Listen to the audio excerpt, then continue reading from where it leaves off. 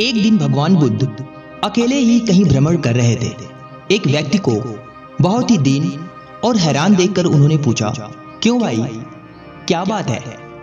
वह व्यक्ति बोला, मैं बहुत ही गरीब हूं और मेरे पास कुछ भी नहीं है। तब बुद्ध बोले, कुछ भी नहीं है? तुम सच नहीं बोल रहे हो?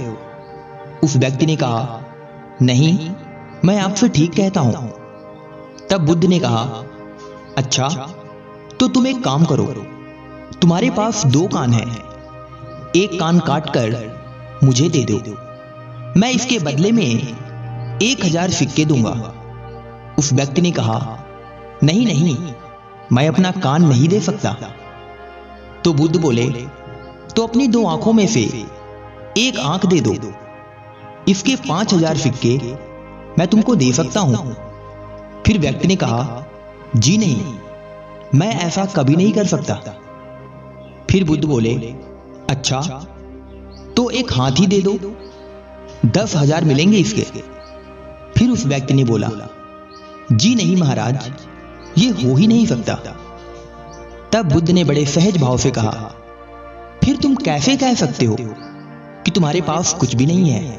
तुम्हारे पास 1 दूने 2 यानी 2000 से ज्यादा के कान हैं, 5 दूने 10, 10,000 से ज्यादा की आंखें हैं, और 10 दूने 20, 20,000 से ज्यादा के हाथ हैं।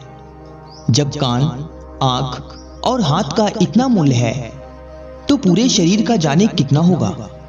व्यक्ति गौतम बुद्ध की बातों को सुनकर चुप हो गया।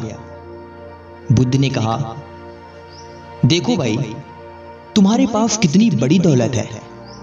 जिसके पास अच्छी अच्छी बातें सुनने के लिए कान हो, अच्छी अच्छी चीजें देखने के लिए आंखें हो, अच्छे अच्छे काम करने के लिए हाथ हो, भला उससे बढ़कर धनी और कौन हो सकता है? बुद्ध की बातों को सुनकर उस व्यक्ति की आंखें खुल गई और वह व्यक्ति पूरा जीवन अपने आप को कभी नहीं कोसा और अपने जीवन में कठिन परिश्रम करके आगे बढ़ता रहा।